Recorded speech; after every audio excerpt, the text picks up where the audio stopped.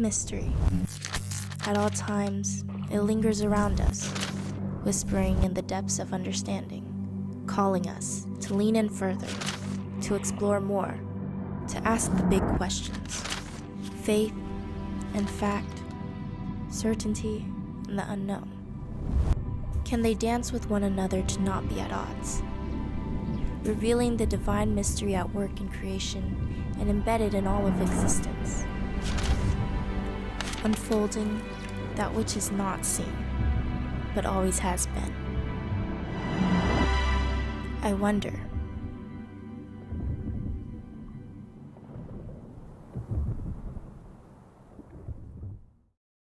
Everyone wonders. I personally spend way too much time wondering. Do you know those moments where your friend is staring off into space? Or those moments where you snap back to reality after being deep in thought? Yeah, that's me. I do that a lot.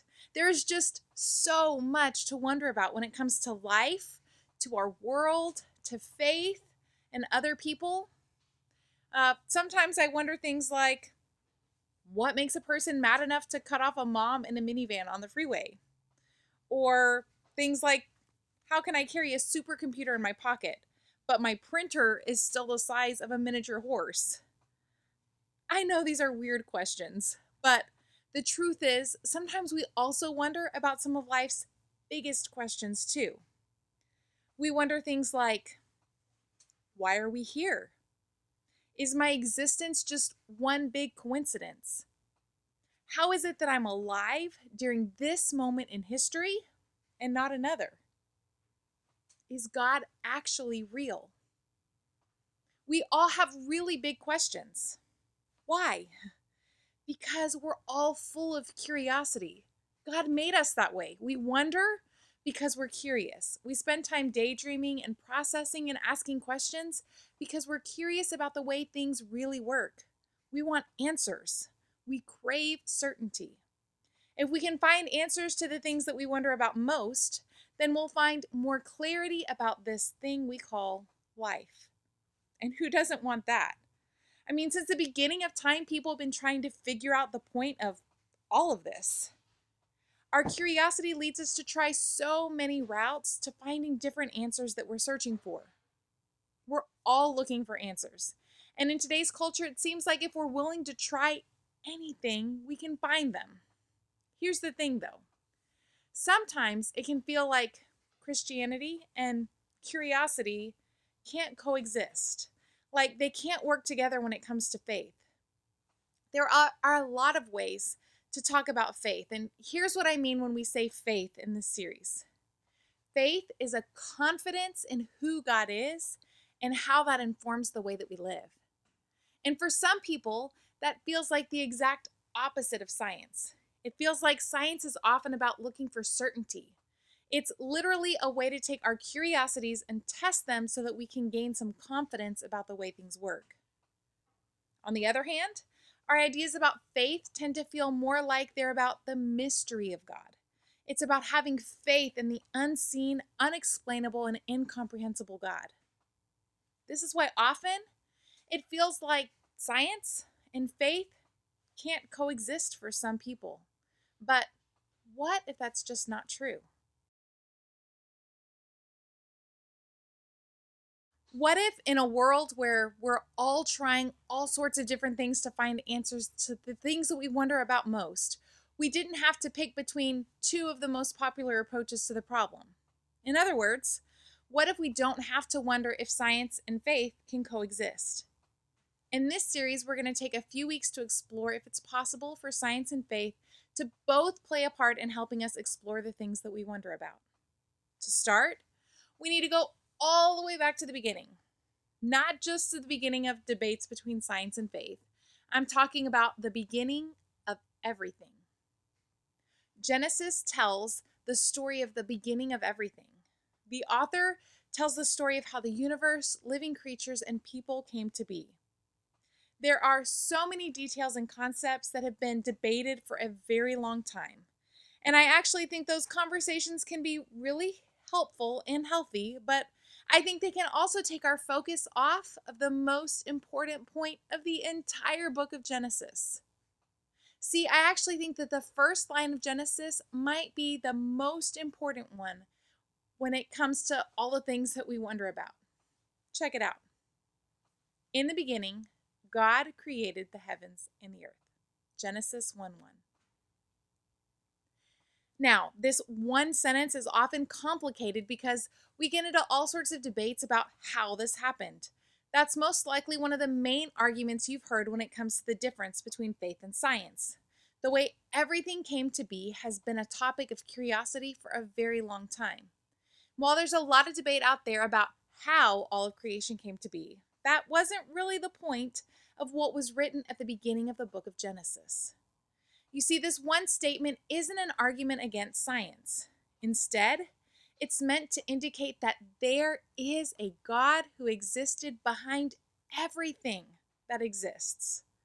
This doesn't mean that science shouldn't be something that Christian people leverage to find answers to life's biggest questions. This sentence from Genesis is simply pointing that God is behind that science. If you've ever felt like faith requires you to leave behind your intellect or your desire to understand the way that things work, I'm sorry, because in reality, that couldn't be further from the truth. On the other hand, if you've ever felt like science requires you to reject some of the mystery of God to only embrace certainty, that's just not how legitimate science works either. Because in reality, the two actually work together in a way that can help us understand more about both. Science addresses how things came to be, and faith connects to who is behind it all. You see, science is the pursuit of understanding our world. Both science and faith can work together because they both fuel our curiosity. And in our curiosity is where we encounter a very real God. A God who can choose to speak through both science and faith. In fact, according to Jesus, using your mind is really important. When he asked what is most important, he said this: love the Lord your God with all your heart, with all your soul, and with all your mind. Matthew 22:37. Jesus said it's important to love God with all of who you are, including your mind. See, God doesn't want our understanding of faith to mean shutting down our minds. God doesn't want us to stop exploring or wondering and asking questions. Instead, God says, love me with all of your mind. And as we wonder with our minds, we can also remember that the author of Genesis shows us that faith is getting to know the God who's behind it all. Even as we explore science with our minds, we can be confident that we're getting to know the God who created everything. Faith allows us to leave space for the things that we don't understand while trusting that God, who is beyond understanding, is the one behind it all. This is how science and faith can coexist.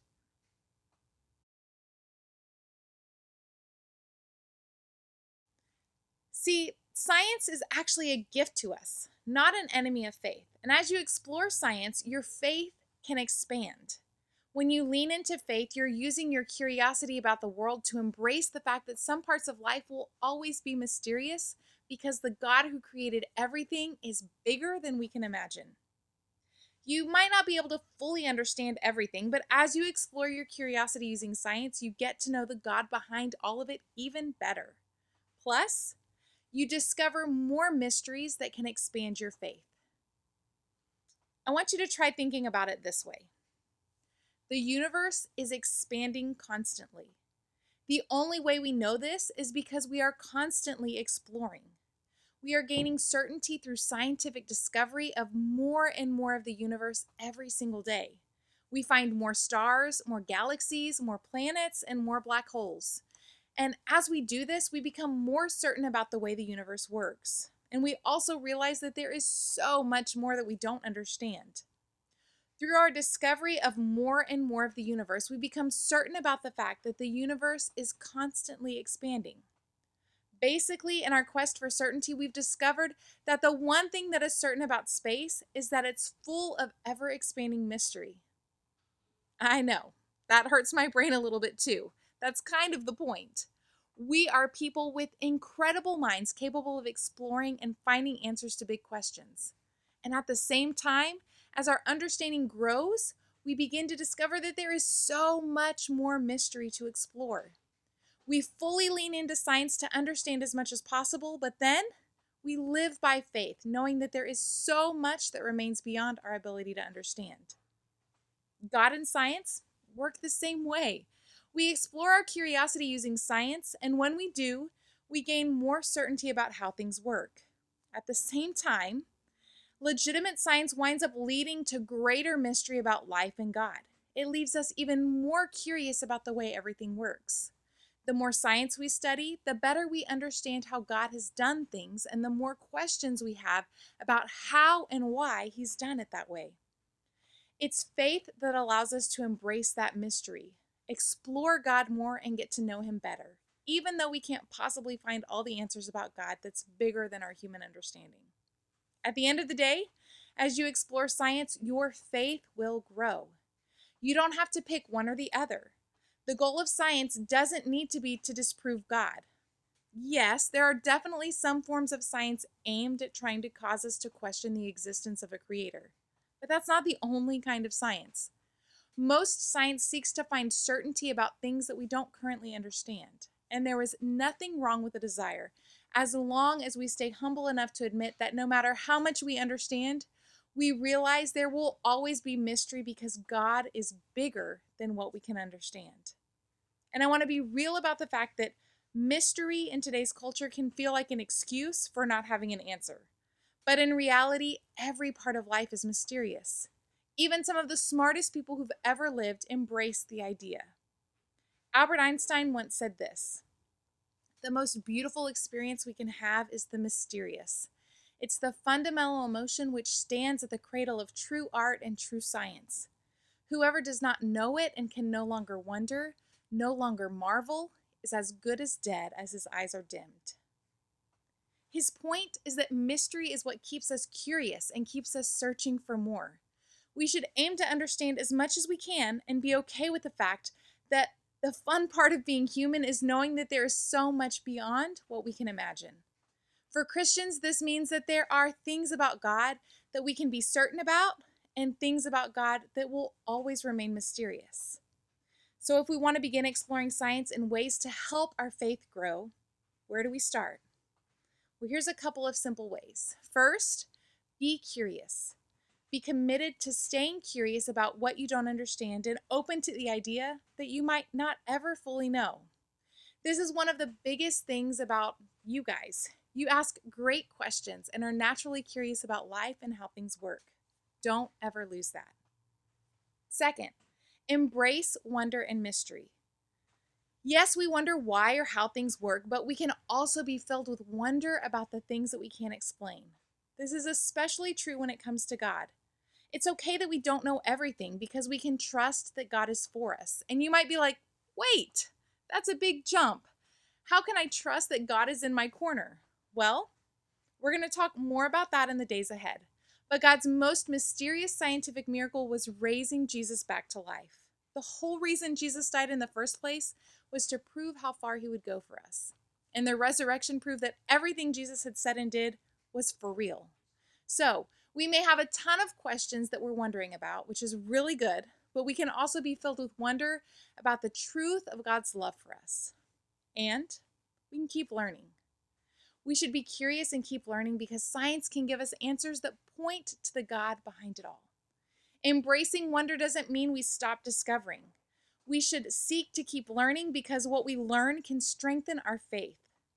A pastor named Andy Stanley says that when we explore science and discover how things work, our response can be, "So that's how God did it." I think that is a great way to approach the scientific discoveries made. This approach keeps you open to discoveries science has made while also allowing you to be filled with wonder about the God behind it all. 4, you can expand your faith. Consider expanding your definition of faith. It's so much more than a label that we slap onto whatever we don't understand. It's what we do understand too. It's a confidence in what we know about and have experienced with God. And that confidence helps us to continue to explore our doubts, questions, and uncertainties without fear or worry of what we'll find when we do.